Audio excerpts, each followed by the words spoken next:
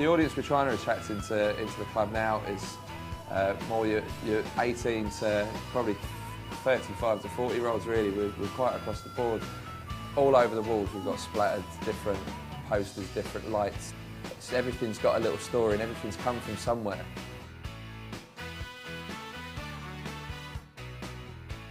Every day is different with our bands. On a Friday where it's more sort of rock orientated towards the younger sort of style of rock, and the bands we have there are more heavier sort of metal bands. On the Saturdays we have much more across the board kind of stuff. That's where we put the tributes and the rock covers and things like that.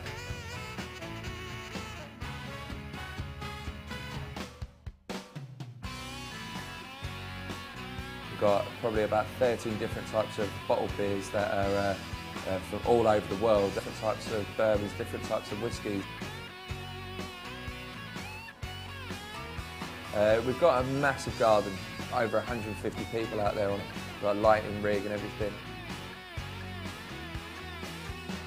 Thursdays we play much more of the local music, more new up and coming bands. Music is something that's definitely our main key, and we want to draw everyone that loves music should be in here.